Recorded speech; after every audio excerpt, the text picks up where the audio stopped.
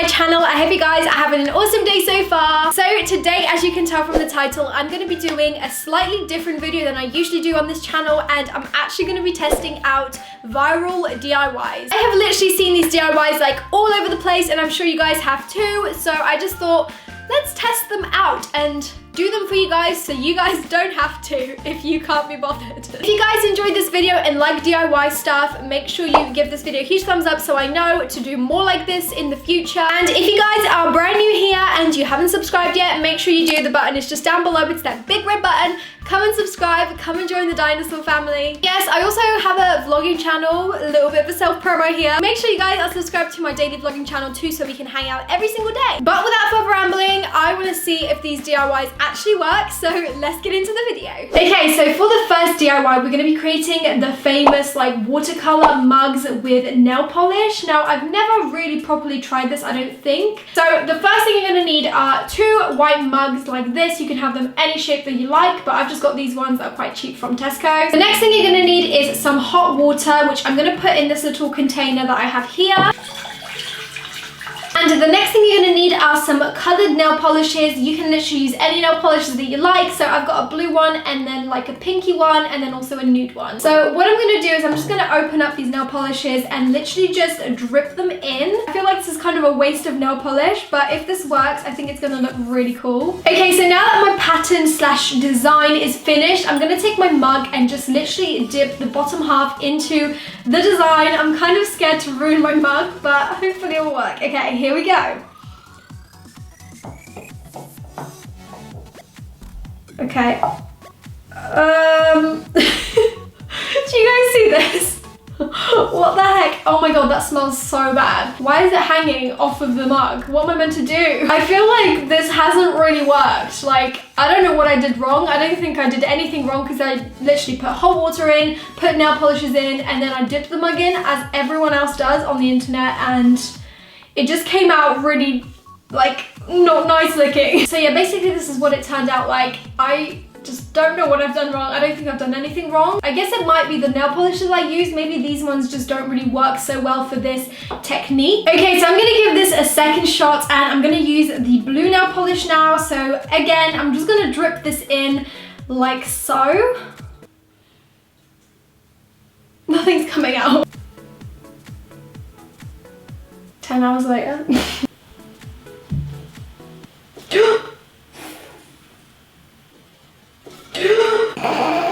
That went all over my top. And my jeans. No. Why did this happen? That's like ruined my top now. Okay, well that blue nail polish clearly does not work and I've just ruined my top, so that's just great. So instead I'm just gonna try this other nail polish that's also pink. Only I would do that, literally. I'm just like the clumsiest person ever. Okay, round 2, I'm taking my second mug and I'm gonna dip it in the nail polish and see if it does anything. I really hope it does.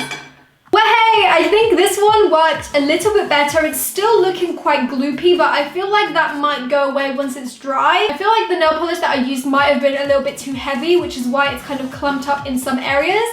But overall, I think it looks pretty cool. This has definitely worked out better than my first attempt, so at least there's that. Okay, so the next DIY is slime. I feel like slime has become such a viral thing on YouTube especially, and I have never actually tried it. Like, I always think, oh my god, why does everyone do slime videos? I don't really get the hype about it, but maybe I was just being like a slime Grinch and I just didn't know how fun it was. So I guess today is the day that we find out what the hype about slime is. So to make the slime, I'm gonna need a glass of water, which is hot water, so I'm gonna add this into my measuring jug.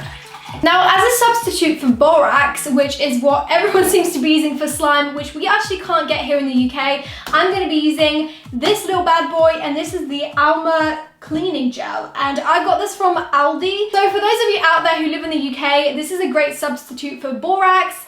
So I'm gonna use this. So what I'm gonna do is I'm gonna take a little teaspoon like this and I'm gonna add 2 teaspoons of this into my hot water. Okay, so I'm gonna mix this up and then I'm just gonna leave this on the side to be because we're gonna focus on the actual slime mixture. So to create your slime mixture, the first thing you're gonna need is some PVA glue. A lot of people from America use Elmer's glue, but I don't think we have this in the UK. So I'm just gonna add a dollop of this. Apparently you're meant to use half a cup. So this roughly looks like half a cup to me, so we're all good. Now the next ingredient is actually shaving foam. So I'm literally just gonna squirt some of this into the mixture, and this is going to give it that fluffy effect. The next thing you're gonna need to add is some hand soap. So I'm literally just gonna pour a little bit of my hand soap into the mixture. The hand soap is supposed to add the stretchiness to your slime. The next ingredient is actually corn flour or cornstarch. So I just got this from Tesco again, and I'm gonna add a tablespoon of this into the mixture. So now that that's all done, we can mix the whole thing together.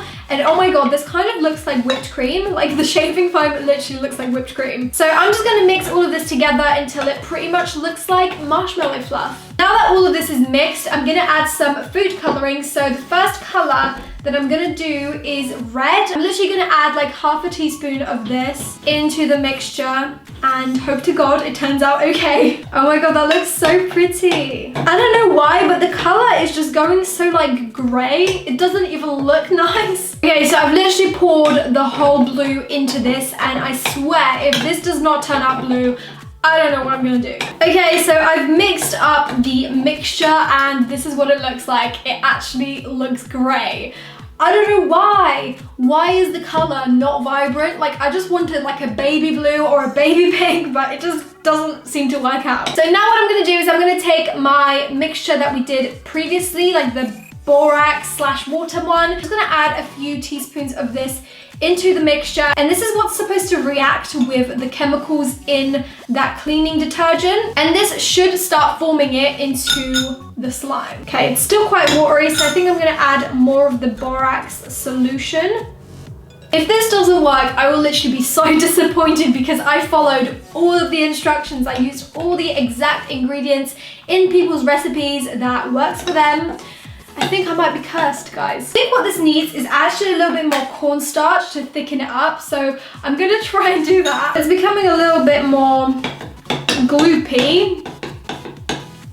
I don't know if I did this right. Why is it so gloopy? Why is it so watery? This is so not cool. How do people make this slime so perfect? Okay, I totally regret this decision. Why did I put it in my hands? I think this is definitely a fail. So this next DIY I actually am so excited to do. It has blown up, like especially on Tumblr, and it's the glow in the dark colourful jar. I'm sure you guys have seen these pictures on the internet before. This DIY is so affordable to do because you probably already have a jar laying around, and then all you need to do is just buy the glow in the dark paint, which I just got from Hobbycraft. I personally think that this will work, but it's just a matter of how well, because the picture, like in the original picture, this DIY looks so cool. I just don't see how the glow in the dark paint would glow that much, but I guess we'll see. For this DIY, I'm only using glow in the dark paint, but I kind of feel like in the original DIY they used a neon stick, like they broke a neon stick apart and then used the liquid from inside. I kind of didn't want to do that because I know that the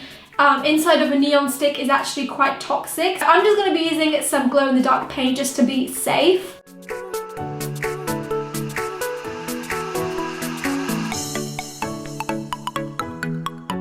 Okay, so this is the finished jar. I think it turned out pretty cool if I say so myself. I'm just gonna leave this out in the sun for about 20 minutes and then I'm gonna put it to the test. I'm gonna go into the dark and see if this actually works. And this is the finished DIY glow in the dark jar. I honestly love how it turned out. I'm super impressed. However, I do feel like it didn't glow for as long as I expected it to. But all in all, I still really like how the DIY turned out. Now for this very last DIY, what you're gonna need is a canvas and some crayons. I am probably most excited for this DIY because this one is huge. Like I've seen so many people do this. I'm sure you guys already know what I'm gonna be doing, but I'm just going to be taking these crayons, sticking them onto the canvas with some hot glue, and then I'm just going to be melting the wax off of these candles, and it should create like a really cool pattern onto the canvas. So the most tedious and boring part of this DIY is probably the fact that you have to remove all of the paper packaging off of the crayons. So be right back. I'll see you guys in 10 years when I'm done with this. Okay, so it's a little bit later now, and I have finally finished unwrapping all of the crayons. This is the aftermath,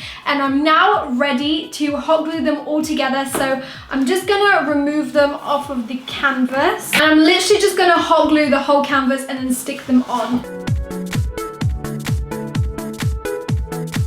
Okay, so here I have my glued on crayons onto the canvas. Okay, I got my hairdryer. I'm gonna melt these now, so here it goes. Oh my god, it's working!